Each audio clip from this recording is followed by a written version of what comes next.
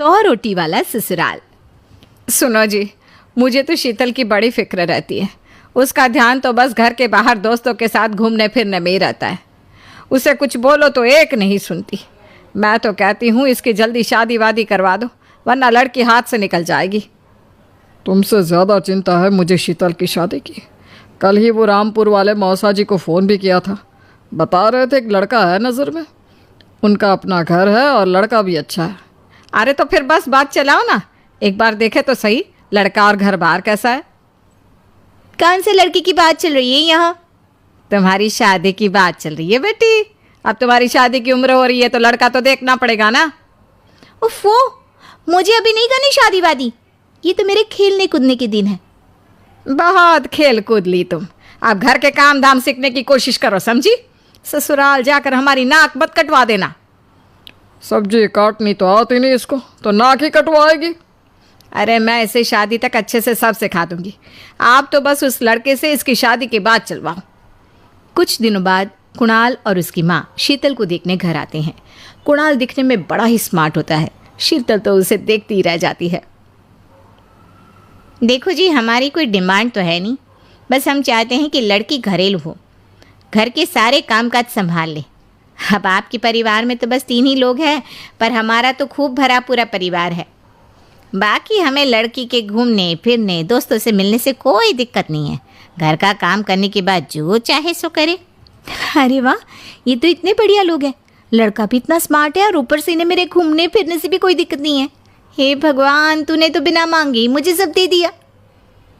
बताओ जी, और क्या चाहिए हमें? हमारी तरफ से तो रिश्ता पक्का है जी। बस फिर तो हंसी खुशी शीतल और कुणाल की शादी हो जाती है। शीतल मन ही मन बड़ी खुश होती है और उसी खुशी के साथ वो अपने ससुराल में कदम रखती है। आओ बहू, तुम्हारा अपने ससुराल में स्वागत है। ये मिलो अपने परिवार से। ये तुम्हारे ससुर जी, तुम्हारी ननद सुनीता और गीता, सुनीता के पति राजेश और उनके 2 बच्चे राजू और चिंटू। ये ना हमारे साथ यहीं रहते हैं। ये तुम्हारी दादी सास है और बाकी लोग अभी बाहर गए हुए हैं। इतने सारे लोग, ये सब यहीं रहते हैं इस घर में? अरे अभी तो मेरे देवर देवरानी और उनके 3 बच्चे यहाँ नहीं है। उसके मायके में भी शादी थी ना, तो बस वहीं गई है। कल तक आ जाएंगे। हे भगवान, ये घर है या धर्मशाला? ये सब एक साथ इस घर में कैसे रहते हैं? मुझे तो पता ही नहीं था इनका इतना बड़ा परिवार है। अब समझी कि कोई डिमांड क्यों नहीं की इन्होंने। ये सब चाल चले मेरे साथ। अरे बहू, खड़े खड़े क्या सोच रही हो? चलो अपने कमरे में जाकर आराम करो। जी माँ जी। अगले दिन शीतल का ससुराल में पहला दिन होता है। शीतल रसोई में जाकर सबके लिए खीर बनाने लगती है। तभी उसके ननद सुनीता आती है। अरे वाह भाभी, आज क्या बना रही हो? बस दीदी, आज वो पहली रसोई है ना, तो खीर बना रही थी। अरे भाभी, ये खीर वीर रहने दो। घर में 4 लोगों को शुगर है और कुछ लोग मीठा ही नहीं खाते। आप ना सीधा खाना ही बना दो। क्या फ़र्क पड़ता है, मीठा बने या नमकीन? बस बहू के हाथ की पहली रसोई होनी चाहिए ना। जी दीदी, तो फिर मैं खाना ही बना देती हूँ। आप बता दो खाने में क्या बनेगा? बस सिंपल सी कोई सब्जी बना दो, जैसे आलू गोभी या आलू मटर, और उसके साथ रोटियां सेक दो। हमारे परिवार में अब तुम्हें मिलाकर पूरे 20 लोग हो गए हैं। 15 बड़े और 5 बच्चे। बड़ों की 6-6 और बच्चों की 2-2 के हिसाब से रोटी बना देना। चलो मैं चलती हूँ, सब देख लेना। हाँ, बड़ों की 6-6 रोटी मतलब कि 15 लोगों की 90 रोटियाँ, और बच्चों की 2-2 रोटी मतलब 5 बच्चों की 10 रोटियाँ। 90 और 10 मतलब कुल मिलाकर 100 रोटियाँ। हाय, मैं तो मर गई। 100 रोटी अकेले कैसे बनाऊंगी?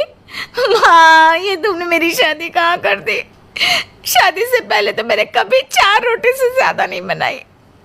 शीतल एक बड़ी सी परात में 100 लोगों के हिसाब से आटा निकालती है और उसे गूंथना शुरू करती है। आटा गूंथते गूंथते शीतल के पसीने छूट जाते हैं। उसके बाद बारी आती है रोटी बनाने की। शीतल एक एक करके रोटी बनाना शुरू करती है और 10 रोटी बनाते ही अपनी कमर पकड़ लेती है। हाय, मैं मर गई।